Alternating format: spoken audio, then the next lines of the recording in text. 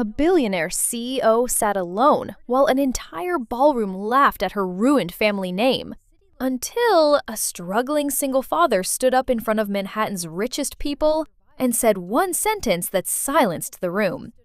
That moment would cost him his job, nearly his daughter, and change both their lives forever. But what nobody knew that night was this broken woman secretly owned everything around them. And before the story ends, one little girl's act of kindness would bring an entire room to tears. Before we begin, tell me where you're watching from. And don't forget to like and subscribe so we can reach 1,000 followers. Snow drifted across Manhattan like ash, soft against the glowing windows of the Windsor Grand Hotel. Daniel Harper tightened his grip on his daughter's hand as they stood beneath the massive gold-lit entrance. The hotel rose above Fifth Avenue like something untouchable, all marble columns and crystal chandeliers visible through the glass doors. Men in tailored black coats stepped out of sleek cars, while women wrapped in fur disappeared into the warmth inside. Daniel suddenly became painfully aware of the old Ford pickup parked 3 blocks away because he'd been too embarrassed to leave it at the valet stand. "Daddy," Lily whispered, tilting her head up toward him. "This place looks like a castle." Daniel forced a smile. "Yeah, kiddo. Guess rich people like pretending they live in fairy tales." At 38, Daniel looked older than he should have. Years of overtime, divorce hearings, and sleepless nights had carved hard lines around his mouth. He was tall, broad-shouldered from years of physical labor, with rough hands and a permanent stiffness in his back from hauling equipment through service tunnels beneath luxury towers. His dark brown hair was cut short, but already streaked faintly with gray near his temples. A trimmed beard shadowed his jaw. Not fashionable enough to look intentional, just the result of exhaustion. People often mistook him for intimidating, until they noticed the sadness in his eyes. That sadness had arrived 2 years earlier, the night his wife packed 2 suitcases and calmly explained she couldn't spend the rest of her life surviving. Daniel never hated Sarah for leaving. That was the worst part, because deep down, he understood. Sarah Harper had once loved him fiercely. She had been a graceful woman with auburn hair that curled naturally around her shoulders, and intelligent green eyes that always seemed halfway between laughter and disappointment. She worked as a dental hygienist before marrying him, practical and patient for years until financial stress slowly hollowed something inside her out. By the end, every conversation became about money, schools, opportunities, futures Daniel couldn't provide. Then she met someone else, someone stable, someone polished, someone who wore cufflinks instead of steel-toed boots. The divorce left Daniel with shared custody and an ache he carried quietly, because Lily was always watching him. And Lily noticed everything. At 7 years old, she had her mother's green eyes and Daniel's stubbornness. Her dark curls bounced beneath the white knit hat she insisted made her look fancy. She wore a second-hand cream-colored dress under her winter coat, and patent leather shoes Daniel had spent nearly 2 weeks debating whether he could afford. "You nervous?" she asked. Daniel looked down at her. "Terrified." Lily grinned. "Me too." That made him laugh despite himself. Inside, warmth swallowed them instantly. Music drifted through the ballroom, soft piano beneath hundreds of conversations. The air smelled like expensive perfume, polished wood, and champagne. Waiters moved like ghosts, carrying silver trays beneath towering floral arrangements. Daniel felt out of place immediately. Not because anyone had said anything yet, because nobody looked at him the way they looked at each other. At Riverside Heights, the luxury apartment complex where Daniel worked as maintenance supervisor, wealthy residents rarely noticed him unless something broke. He existed somewhere between invisible and necessary. Tonight felt the same, except now invisibility came with tuxedos and diamonds. "Daniel Harper?" A voice called from behind. Daniel turned to see Marcus Reed approaching with a champagne glass in hand. Marcus was Riverside Heights' assistant property manager, a lean black man in his early 40s with sharp cheekbones and smooth confidence that made every room seem smaller around him. Unlike Daniel, Marcus understood wealthy people. He knew how to talk like them, smile like them, survive around them. "You actually came," Marcus said, laughing softly. "You sound surprised." "I was 50-50.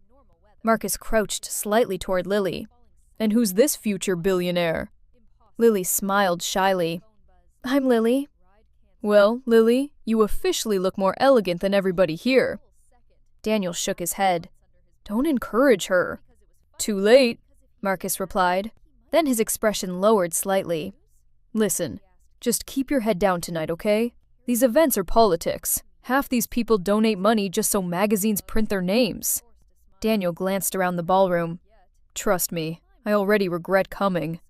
Before Marcus could answer, another voice interrupted. "Well, well." "Riverside sent maintenance." 3 men approached, holding whiskey glasses. The one in front was Trevor Langley, a real estate investor in his early 30s, whose father apparently owned half of Manhattan. Trevor had the kind of handsome face magazines loved. Sharp jawline, perfect blonde hair, expensive smile. But his eyes carried permanent amusement, the dangerous kind rich men developed when consequences never reached them. Beside him stood Owen Pierce and Ryan Keller, equally polished, equally drunk. Trevor's gaze dropped toward Lily. "You brought your kid?" he asked, eyebrows lifting. Daniel kept his voice calm. "Invitation said +1. "Technically bold," Owen smirked. "I respect it." Ryan looked at Daniel's suit. "Vintage?" Daniel ignored him. Trevor chuckled. "Relax, man. We're joking." But people like Trevor always said cruel things with relaxed smiles, as if politeness erased humiliation. Lily moved slightly closer to Daniel's side. Then Trevor glanced across the ballroom. "Oh, wow," he said suddenly. "This just got interesting." Daniel followed his eyes. A woman sat alone near the far windows. She wore black silk, simple but impossibly elegant. Her posture was straight enough to seem controlled rather than comfortable. Dark brown hair rested softly against one shoulder, contrasting sharply against pale skin. She looked to be around 35, beautiful in a quiet, devastating way, like someone who had once been photographed constantly and learned to hate cameras afterward. But it was her eyes that stopped him. Stillness lived there, the heavy kind. "She actually showed up," Ryan muttered. Lily tugged Daniel's sleeve. "Who is she?" Trevor laughed softly. "That's Evelyn Brooks. Used to be Wall Street royalty before her father went to prison." Owen added, "Biggest financial scandal in New York 15 years ago. Her family vanished overnight." "They say she still comes to these events pretending she belongs," Trevor said. "Honestly, it's sad." Daniel looked back toward Evelyn. Nobody sat near her. Not one person. Even from across the room, he could feel it. That deliberate isolation wealthy people perfected when they wanted someone erased without making a scene. Trevor suddenly smiled. Actually smiled. "Oh my God," he said. "Harper, you should sit with her." Ryan laughed immediately. Trevor raised his glass dramatically. "Seriously, 2 people nobody wants here? Problem solved." A few nearby guests overheard and snickered. Daniel felt heat rise into his chest. Not embarrassment. Anger. He looked again at Evelyn Brooks. This time she glanced up briefly. And for 1 second he saw it. That familiar expression people carried right before they stopped expecting kindness from the world. Daniel exhaled slowly. Then he took Lily's hand and started walking toward her table. The music softened as Daniel crossed the ballroom with Lily beside him, but the silence around him somehow grew louder. He could feel eyes following them through the sea of crystal glasses and designer gowns. Wealthy people rarely stared openly. They preferred subtle cruelty, the kind wrapped inside smirks, whispers, and raised eyebrows. Daniel had spent enough years repairing penthouses for Manhattan elites to recognize the difference. Evelyn Brooks looked up fully as they approached her table. Up close, she looked even more striking, though not in the polished, artificial way of the women surrounding her. There was exhaustion beneath her beauty. Her dark brown eyes carried faint shadows beneath them, and the corners of her mouth seemed permanently tense, as if years of disappointment had trained her face to expect pain before conversation even began. Daniel noticed the details, because he understood survival faces. People who had been publicly broken all carried the same invisible scars. "Hi," Lily said before Daniel could speak. I like your earrings. Evelyn blinked once, almost startled by the small voice. The earrings were silver, simple, shaped like tiny stars. Thank you, Evelyn replied quietly. Her voice was smooth and controlled, the kind wealthy families taught their daughters young. You must be Lily. Lily nodded proudly. And this is my dad. He fixes everything. Daniel gave a tired smile. That's apparently my entire personality now. Something shifted in Evelyn's expression. Not quite amusement, but close. Daniel pulled out a chair carefully. Mind if we sit here? Evelyn glanced briefly across the ballroom where Trevor and the others watched openly now, entertained by the spectacle they had created. You understand they're making fun of you, she said softly. Daniel sat anyway. Wouldn't be the first time. For a second, she simply stared at him, studying him with cautious disbelief. Most men in this room wore confidence like armor. Daniel wore exhaustion, honestly. It confused her. Lily climbed into the chair beside him and immediately became fascinated by the tiny butter sculptures arranged beside the bread plates. These are real? She whispered. I think so, Daniel answered. Rich people probably have decorative butter budgets. That finally made Evelyn laugh.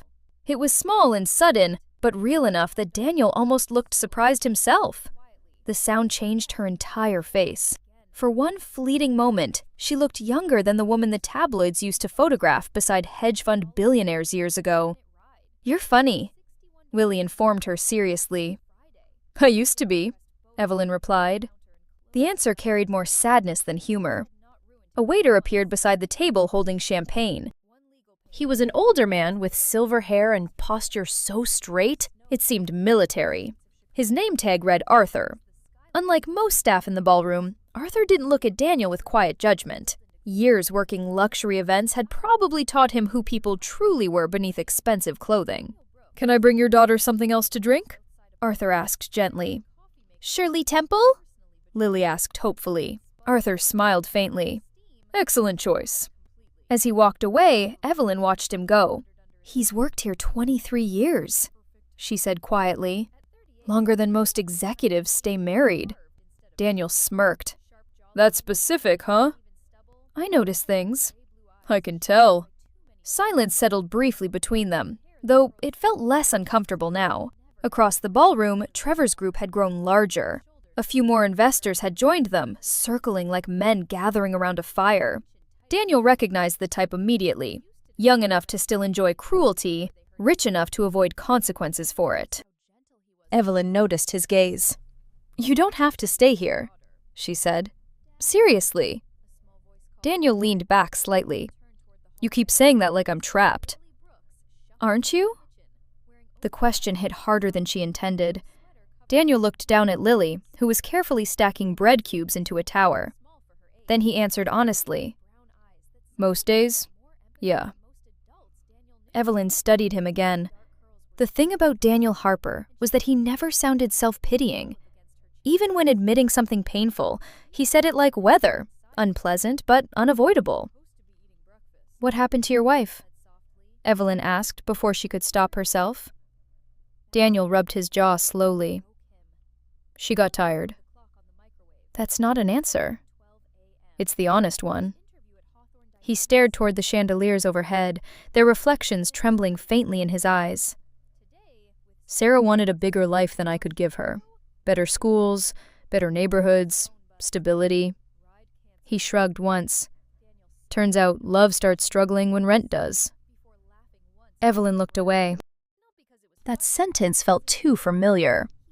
My father used to say money reveals people, she murmured. I think losing it reveals them faster. Daniel turned toward her carefully. You still love him? The question surprised her. Nobody ever asked about her father without accusation attached. Evelyn folded her hands together neatly. I don't know anymore. She paused. My father was brilliant, charming, the kind of man who could walk into a room and make everyone feel important. Her expression darkened slightly, which made it easier for him to lie to them. Daniel said nothing. She appreciated that more than sympathy. When the scandal happened, Evelyn continued quietly, people acted like I committed the crimes myself. Friends disappeared overnight. Investors pretended they'd never met me. Men I'd known for years suddenly looked embarrassed to stand beside me. Lily frowned. That's mean. Evelyn blinked again. Children always did that to her. Cut through layers adults spent years building. Yes, she said softly. It was. Before anyone could speak again, applause suddenly echoed near the ballroom entrance. Trevor Langley was approaching with several others behind him, whiskey glass still in hand. Daniel immediately felt Lily move closer against his arm. Trevor smiled broadly, performing confidence for the growing audience around him. Well, look at this, he announced loudly. The reunion of Manhattan's forgotten people. Several nearby guests laughed nervously. Evelyn's entire posture stiffened. Daniel noticed instantly. Trevor leaned against the edge of the table. You know, Evelyn, my father warned me about your dad when I was a kid. Said Richard Brooks was the perfect example of what happens when greed gets smarter than morality. Ryan snorted into his drink. And yet somehow, Trevor continued, you still keep showing up at these events pretending your family name doesn't smell radioactive. Lily looked confused. What does radioactive mean? Daniel's jaw tightened. Trevor ignored her. You know what's amazing? He continued. Watching people refuse to accept when their story's over. The ballroom had gone quieter now. Not silent. Worse. Interested. Daniel saw it happening again. That terrible, wealthy habit of turning humiliation into entertainment. Evelyn lowered her eyes toward the tablecloth. And suddenly Daniel understood something. She wasn't afraid of Trevor. She was tired. Tired in the way people became after surviving public cruelty for too many years. Trevor raised his glass toward Daniel. Though honestly, Harper, maybe you two deserve each other. The bankrupt princess and the maintenance guy? It's kind of poetic. More laughter. Lily looked down at her lap. That did it. Daniel stood slowly. No shouting, no violence, just quiet certainty. The room gradually stilled around him. Trevor smirked. Uh-oh. Daniel looked directly at him. You know something interesting about people who enjoy humiliating others? Trevor's smile faltered slightly. They're usually terrified. Daniel continued calmly. Because decent people don't spend this much energy trying to make strangers feel small. Only insecure people do that. The ballroom went completely silent. Daniel's voice never rose. That's the thing about cruelty, he said. It always sounds powerful until someone notices it's really just fear wearing an expensive suit. Nobody moved. Nobody laughed. Trevor's face hardened, and beside Daniel, Evelyn Brooks looked at him like she had forgotten what kindness sounded like when nobody wanted anything in return. By morning, Manhattan had turned the ballroom into a battlefield. Daniel realized it the second his phone started vibrating at 5:43 a.m. Still half asleep, he reached across the nightstand in his cramped Queens apartment, while Lily snored softly down the hallway. Snow pressed against the windows in pale blue silence, but his screen exploded with notifications. Missed calls, text messages, unknown numbers, news alerts. He opened the first message from Marcus Reed. You need to stay off social media today. Daniel frowned immediately. Too late. The first video filled the screen before he could stop it. There he was beneath the chandeliers of Windsor Grand, standing in front of Trevor Langley, while the ballroom sat frozen around him. Someone had filmed the entire speech from 3 different angles. Another account had added dramatic piano music underneath it. The captions were already spreading. The maintenance worker who silenced Manhattan elites. Who is Evelyn Brooks?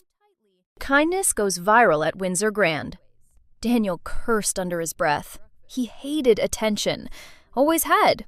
Growing up poor in South Philadelphia taught him early that visibility usually meant trouble. His father, Michael Harper, had been a steelworker. with thick, scarred hands and a temper sharpened by layoffs and whiskey. After losing his union pension during an economic collapse, Michael became bitter toward the world and suspicious of anyone successful. Daniel spent most of his childhood learning how to stay quiet enough not to become the target of another angry knight. Now, millions of strangers were watching him online. His phone rang again. Sarah. Daniel stared at the screen for several seconds before answering. "What?" he said tiredly. Sarah's voice came sharp and immediate. "What the hell were you thinking?" Daniel rubbed his eyes. "Good morning to you too. You took Lily into that circus?" It was a charity gala. "It's all over the internet, Daniel." He sat up slowly on the edge of the bed. Nothing happened to her. "You stood in front of cameras fighting with investors." "I didn't fight anybody." Sarah exhaled hard through the phone. He pictured her immediately because he still knew her expressions by sound alone. Sarah always tucked her auburn hair behind one ear when stressed. She did it constantly near the end of their marriage, usually while discussing bills they couldn't pay. "You don't understand how this looks," she said, quieter now. "Jason saw the videos." Of course he did. Jason Miller, Sarah's new husband, corporate attorney, expensive watches, calm voice, the kind of man who probably belonged at Windsor Grand. Daniel leaned back against the wall. "And what exactly does Jason think?" "He thinks Lily shouldn't be dragged into public scandals." Anger flickered low in Daniel's chest. "Public scandal?" he repeated. "I sat beside a woman everybody else was humiliating." "You made yourself part of it." "No," Daniel said softly. "Everybody else already was." Silence stretched. That silence hurt more than screaming ever used to. Finally, Sarah spoke again, gentler this time. "Daniel, I know you meant well, but intent doesn't matter when lawyers get involved." There it was, the real fear. Custody. He closed his eyes briefly. "You're seriously doing this?" "I'm protecting our daughter." "No," he replied quietly. "You're protecting the life you built after leaving me." Sarah didn't answer, because some truths landed too cleanly to argue with. After the call ended, Daniel sat alone for a long time, staring at the snow outside his apartment window. The radiator hissed weakly beside him. Somewhere upstairs, neighbors argued loudly in Spanish. Ordinary sounds. Ordinary life. But it no longer felt ordinary. By noon, Riverside Heights called. The meeting lasted exactly 14 minutes. Daniel sat across from Leonard Graves, the regional operations director for Riverside Properties. Graves was a tall, narrow man in his late 50s, with silver-framed glasses and the permanently rehearsed expression of executives who spent decades firing people politely. His suits always looked expensive but joyless. "We value professionalism here," Graves said carefully, fingers folded together on the desk. Daniel almost laughed. Professionalism. That word only ever mattered for people without money. "You're trending online," Graves continued. "Unfortunately, several investors connected to Riverside were present at the gala." Trevor Langley complained. Graves avoided eye contact briefly. That was answer enough. "We're not terminating you," he said quickly, "but we are placing you on temporary leave until media attention dies down." Daniel stared at him. "You're suspending me for being polite to somebody?" "We're protecting the company." "No," Daniel replied. "You're protecting rich people from discomfort." Graves sighed tiredly, like morality itself had become inconvenient paperwork. When Daniel finally left the office, Manhattan felt colder somehow. His phone buzzed again. Unknown number. He almost ignored it. Instead, he answered. "Daniel Harper?" The woman's voice was calm, low, familiar. Evelyn. For some reason, hearing her voice immediately slowed his breathing. "You surviving?" she asked quietly. "Debatable." A pause, then, "Meet me in Brooklyn." 3 hours later, Daniel pushed open the door of a tiny cafe tucked between a bookstore and laundromat in Brooklyn Heights. The place smelled like cinnamon and old wood. Jazz played softly overhead. Evelyn sat alone near the back window. No black silk dress this time. No diamonds. She wore a dark wool coat over a cream-colored sweater, simple jeans, and her hair loose around her shoulders. Without the armor of wealth surrounding her, she looked strangely human. Tired even. Beautiful in a way loneliness often sharpened. "You came," she said softly. Daniel slid into the chair across from her. "You sounded serious." "I am." A waitress approached with menus. Her name tag read Anna. She looked barely 20, petite, with short black curls and sleepy eyes behind round glasses. A small tattoo of a moon rested near her wrist. She smiled warmly at Evelyn, clearly recognizing her as a regular. "The usual?" Anna asked. Evelyn nodded. Daniel noticed something strange immediately. The waitress treated Evelyn kindly, not carefully, not impressively, normally, like she belonged here. After Anna walked away, Daniel leaned back slightly. "Okay, what's going on?" Evelyn looked out the window for several seconds before answering. "You asked me something at the gala," she said quietly. "About whether I still loved my father." Daniel stayed silent. "I didn't answer honestly." She folded her hands together carefully, then finally looked at him. "I'm not broke, Daniel." He frowned slightly. "What?" A humorless smile touched her lips. "My father lost everything. I didn't." Daniel stared at her. Evelyn's expression remained calm, but tension lived beneath it now. "For 10 years," she continued softly, "I rebuilt everything under another name, another company, another identity." Daniel slowly sat back. Outside, snow drifted past the cafe windows. "You're serious?" "Yes." She reached into her purse and slid a business card across the table. Brooks Capital Holdings, Chief Executive Officer, Evelyn Hayes. Daniel looked up immediately. Evelyn nodded once. "I own Windsor Grand," she said quietly, "and 4 other luxury properties in Manhattan." The world seemed to pause. Daniel blinked slowly. "Trevor Langley was insulting you? In your own hotel?" "Yes." "Why didn't you say anything?" Evelyn laughed softly, but pain lived inside the sound. "Because I wanted to know if anyone would still sit beside me before they knew I mattered again." Daniel didn't speak, and for the first time in years, Evelyn Brooks felt terrified of someone's opinion because Daniel Harper had treated her with dignity before wealth entered the conversation. And suddenly, that meant everything. The first reporter appeared outside Daniel's apartment building 2 days later.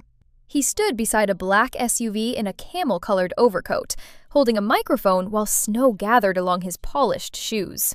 Daniel saw him through the cracked blinds at 6:30 in the morning while packing Lily's lunch. "Daddy," Lily whispered from the kitchen table, "why is there a man filming our building?" Daniel froze briefly, then forced calm into his voice. "Probably waiting for somebody else." But both of them knew he was lying.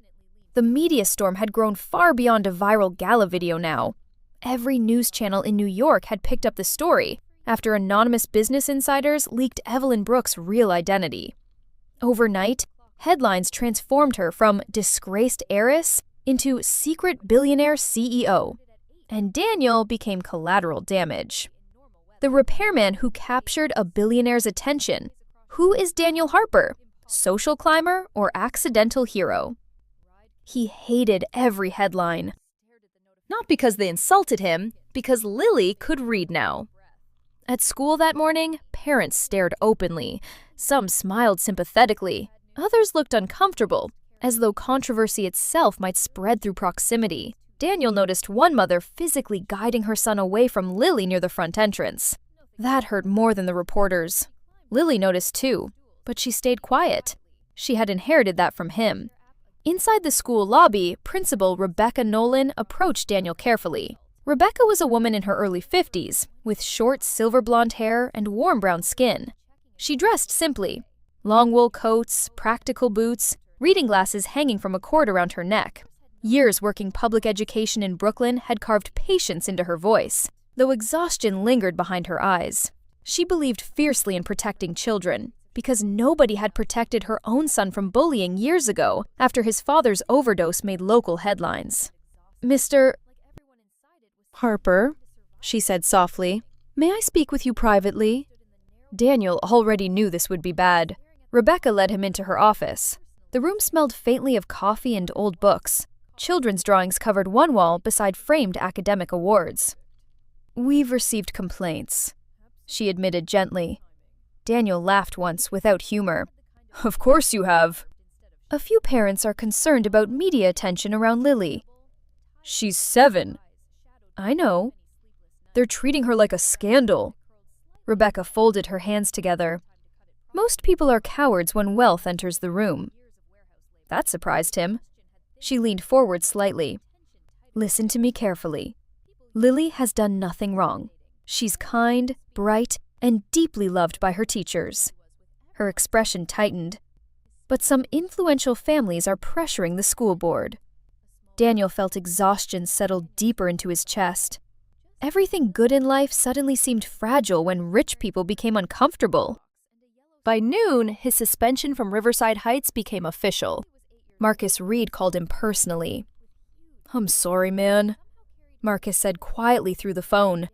Traffic noise roared behind him. Graves folded under investor pressure. Daniel sat alone on a bench outside a pharmacy while snow drifted around passing taxis. "They fire me?" "Temporary termination, pending investigation." Daniel closed his eyes briefly. Marcus continued carefully. "Trevor Langley's family threatened to pull contracts from Riverside Properties." "Over a speech?" "No," Marcus replied bitterly. "Over embarrassment." Daniel rubbed his jaw hard enough to hurt. Across the street, a giant digital billboard played clips from the Gala again. His own face stared back at him 30 feet high. He suddenly understood why Evelyn hid for so many years. Fame was just public ownership of your pain. That evening, Evelyn arrived at his apartment herself. No chauffeur, no security. Just Evelyn in a charcoal wool coat, standing beneath flickering hallway lights, while Queen smelled faintly of wet concrete and old radiator heat. Daniel opened the door slowly. For a second, they simply looked at each other. "You lost your job," she said quietly. "You lost your privacy." Something painful passed between them then. Shared guilt. Shared anger. Lily suddenly appeared behind Daniel wearing dinosaur pajamas and immediately smiled. "Miss Evelyn!" Evelyn's entire face softened instantly. "Hi, Lily." The apartment felt impossibly small once Evelyn stepped inside.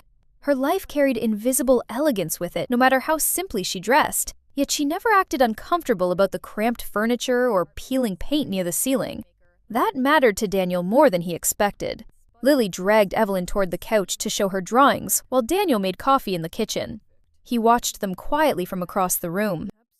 Evelyn listened to Lily with complete attention, something many wealthy adults forgot how to do with children.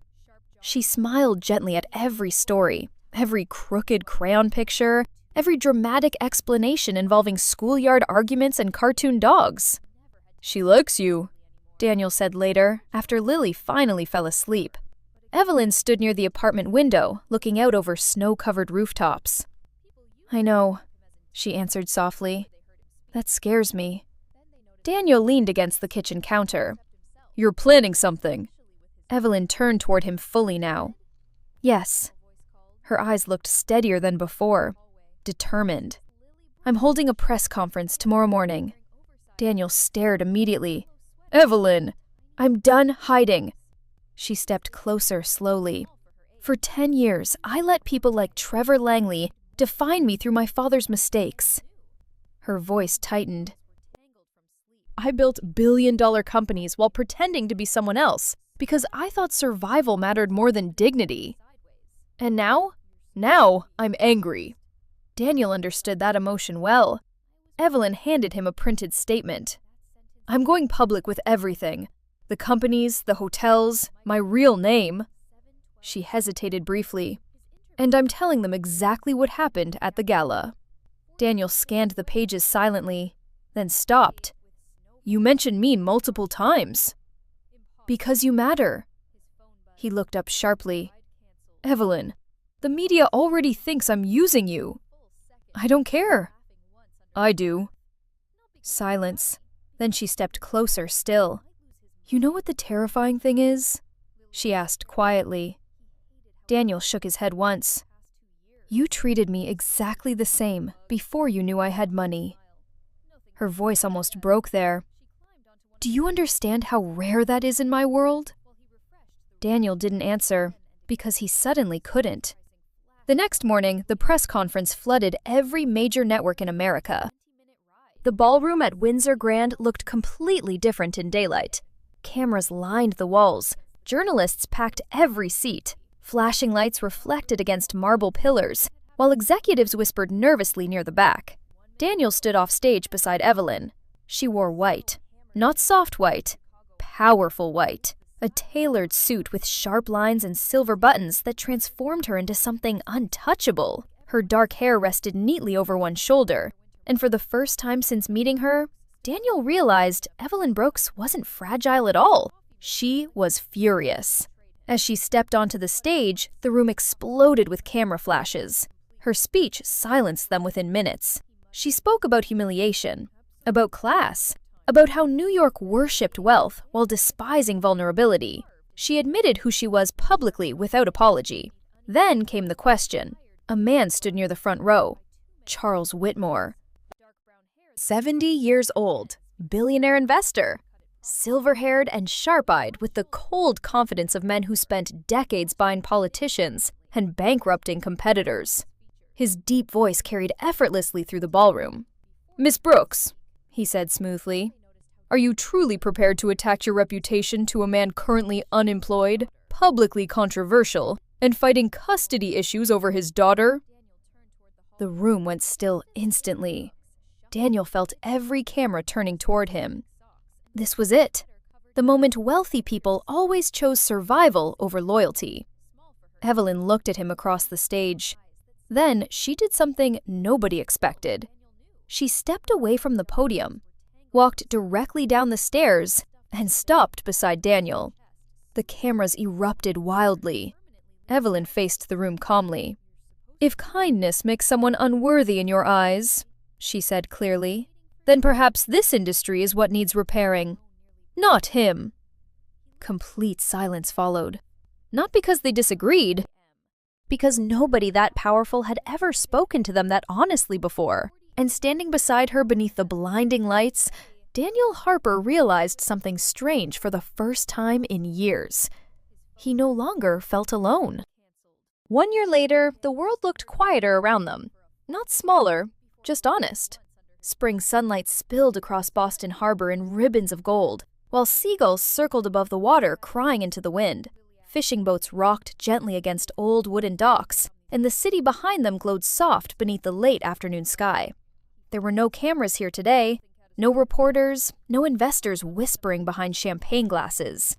Daniel preferred it that way. He sat on the edge of the harbor pier, wearing jeans, work boots, and a navy sweater rolled at the sleeves. Time had softened some of the exhaustion in his face over the past year, though not completely.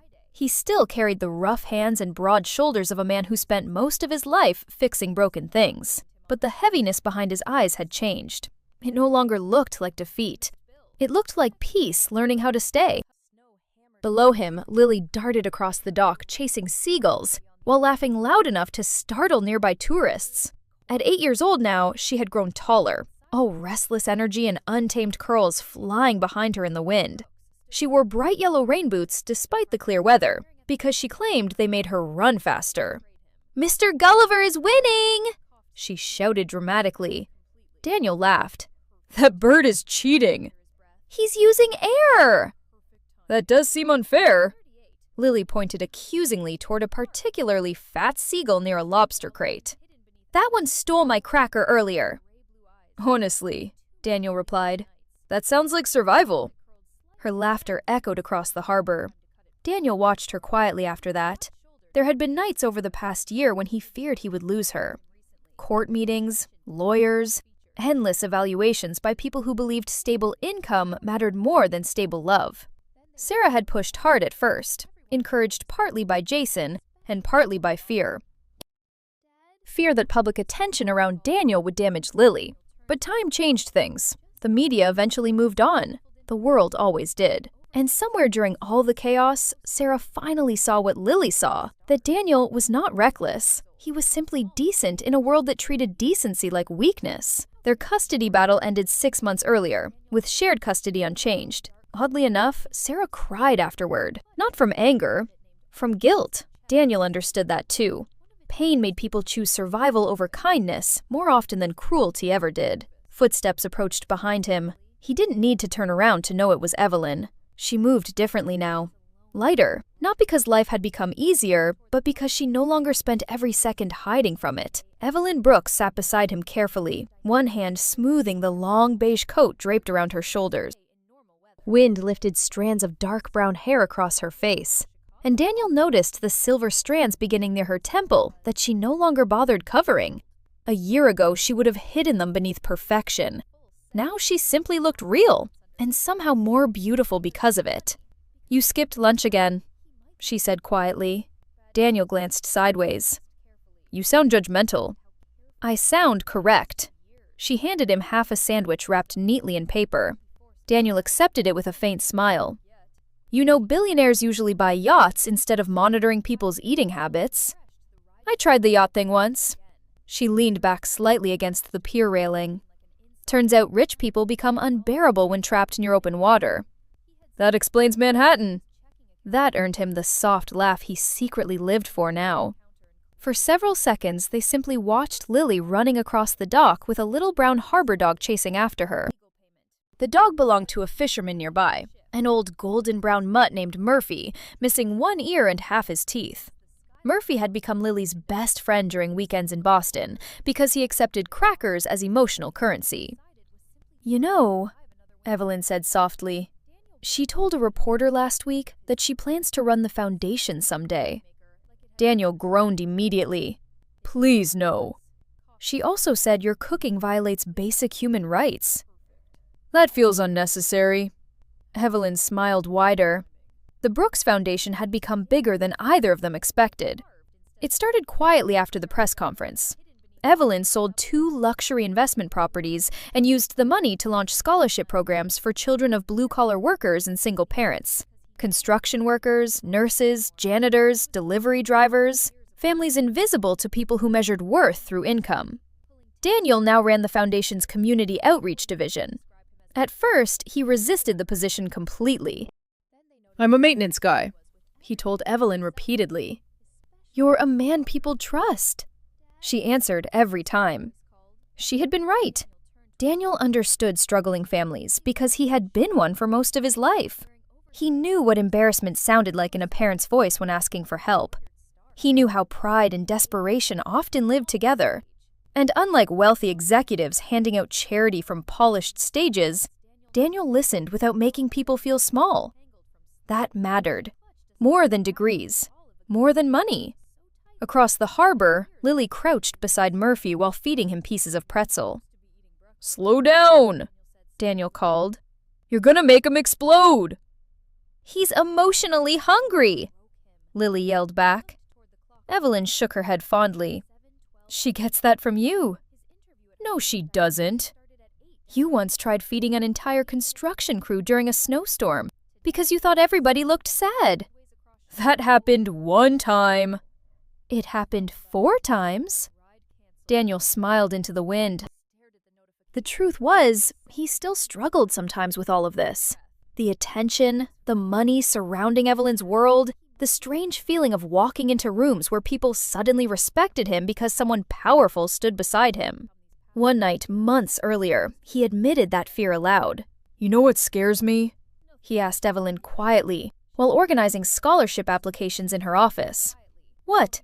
"That people only treat me differently now because of you." Evelyn stopped reading immediately after he said it. Then she walked around the desk and took his hands carefully into hers. Her voice stayed soft when she answered. No, Daniel. They treat you differently because you finally stopped believing you deserved less. He never forgot that. Beside him now, Evelyn rested her head gently against his shoulder. Simple. Natural. No audience, no performance. Daniel looked down at her for a moment. You okay? He asked quietly. She nodded once against him. Then after a pause, I spent so many years sitting alone in crowded rooms. His chest tightened slightly. Evelyn continued softly. Now I come home and Lily's yelling about birds and you're fixing broken coffee machines nobody asked you to touch. And somehow, she smiled faintly, somehow this feels richer than all of it. Daniel looked out toward the harbor where sunlight shimmered against endless water. Then he wrapped one arm carefully around her shoulders. No grand speeches, no dramatic promises, just closeness. The kind built slowly by two people who learned exactly how lonely survival could become. Lily suddenly ran back toward them breathless, Murphy trotting proudly behind her. Look! She shouted. I taught him to sit! The dog immediately ignored her and stole another pretzel. Daniel burst out laughing. Evelyn laughed too, head still resting against his shoulder, while the sunset painted Boston Harbor gold around them. And for the first time in a very long time, none of them felt like outsiders anymore. Not Daniel, not Evelyn, not even the little girl who once offered candy to a crying stranger in a ballroom full of cruel people. Because sometimes, home was not a place. Sometimes, it was simply the first people who made you feel safe enough to stop pretending. Sometimes God sends miracles quietly. Not through wealth or power, but through simple kindness at the exact moment someone is ready to give up. In everyday life, we never know who is fighting a silent battle. So choose compassion whenever you can. If this story touched your heart, please like, share, comment where you're watching from, and subscribe to the channel. May God bless you and your family with peace, strength, and unexpected kindness.